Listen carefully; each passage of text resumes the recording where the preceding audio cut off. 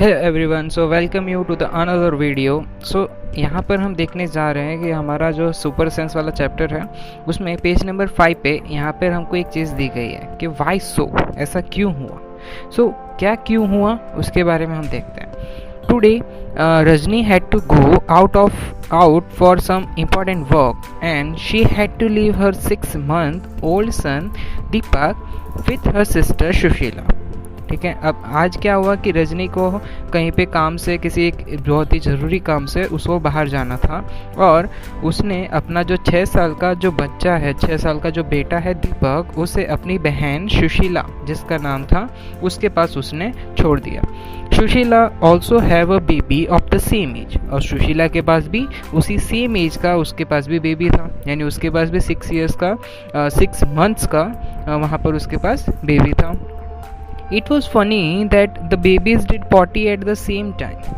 अब ये थोड़ी सी फ़नी बात हो गई कि वो दोनों बेबीज़ को एक ही टाइम पे, सेम ही टाइम पे क्या हुआ कि दोनों को पॉटी आ गई।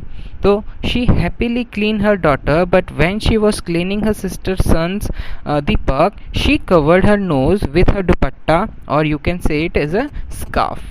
अब यहाँ पर क्या हुआ कि उसने जब दोनों को पोटी आई तो उसने अपनी बेटी जो थी उसको अच्छे से साफ़ कर दिया। ठीक है, बिना दुपट्टा वगैरह किस भी इस्तेमाल किए बिना उसने साफ़ कर दिया। लेकिन जब उसके सिस्टर के बेटे यानी कि दीपक की जब बारी आई साफ़ करने की, तो उसने क्या किया, उसको साफ़ करते वक्त उसने अपना जो नोज़ है उसे कवर कर लिया। ठीक है, एक दुपट्टे से, एक स्कार्फ से उसने क्या किया, अपना नोज़ है वो ढक लिया। इसमें ये जो स्टोरी है हमारे पास इतनी सी, उसमें क्या करना है कि यहाँ पर हमको ये पता लगाना है कि ये दीपक को जब साफ़ करते वक्त हमारी जो सुशीला है उसने अपना दुपट्टा नोज़ पे क्यों रखा। तो उसके बेसिस पे हमारे पास यहाँ पर कुछ क्वेश्चंस हैं। ठीक है, थिंक एंड डिस्कस। तो Sushila covered her nose when she clean Deepak's nappy, but not when she clean her daughters. So why do you think she did this.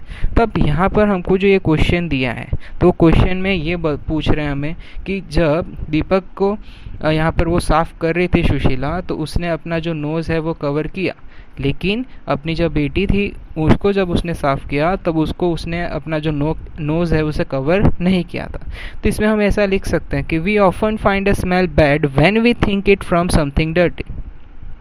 If we make up our mind, we may not be offended by certain smell. So Shushila covered her nose when she cleaned Deepak's nappy, but not when she cleaned her daughter.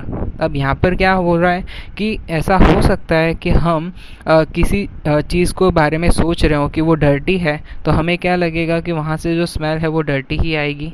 ठीक है, लेकिन अब यही condition वहाँ पर भी हुई होगी कि सुशीला को जब अपनी डॉटर का जब उसने नैपी साफ़ किया तब वहाँ पर उसे लगा कि वहाँ पर वो स्मेल बैड नहीं है, तो इसीलिए उसने वो जो नोज़ है कवर नहीं किया था। लेकिन जब उसने दीपक का जो नैपी साफ़ किया तो वहाँ पर क्या हुआ कि उसको वो स्मेल है वो बैड लगी, इसी वजह से उसने क्या किया था, अपना जो नोज़ है उसे कवर किया था। नेक्स्ट है हमारे पास कि how do you feel when you walk near a heap of garbage and think of the children who spend the whole day picking garbage things from such garbage. अब आप कभी एक कचरे के ढेर से, हीप ऑफ गार्बेज यानी कचरे का पूरा एक पहाड़ लगा हो और उसके पास में से गुजरो तो कैसा फील होता है।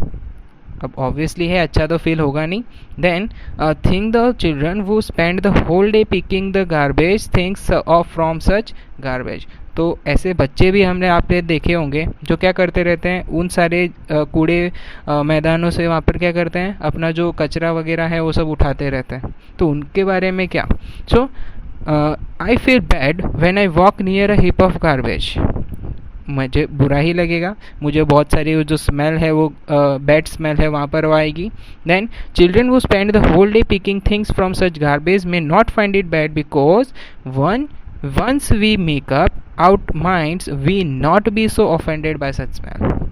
अब वहाँ पर जो बच्चे काम कर रहे हैं उनको क्या है कि उस स्मेल की वहाँ पर आदत हो गई है। ठीक है, उनको ऐसा नहीं लगता कि वहाँ से कोई गंदी स्मेल आ रही है। सो अगर हमारा माइंड है उस टर्म में मेकअप कर ले, कि हम उस टर्म तक पहुंच जाए कि हाँ यहाँ से कोई भी बैड स्मेल नहीं आ रही, तो हमें क्या होगा, वो सारी जो स्मेल्स होगी उससे हम ज़्यादा ऑफेंड होंगे नहीं। यानी कि यहाँ पर एक हैबिट की बात है, अगर वो हैबिट हो जाती है, वो हैबिट की वजह से क्या होता है, यहाँ पर स्मेल हमें अच्छी या तो बुरी वहाँ से लगती है।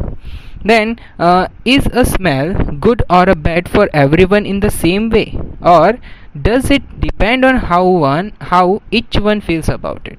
तो क्या बुरी स्मेल और खराब स्मेल, गुड स्मेल और द बैड स्मेल, ये सबके लिए सेम है, या तो ये डिपेंड करता है कि कौन किस तरीके से सोच रहा है कि वो स्मेल बैड है या गुड है।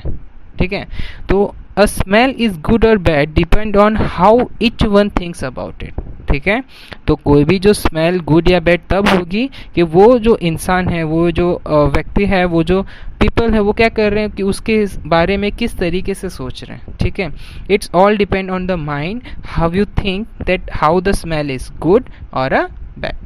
So this much for this video. We will meet in the next one. So thank you.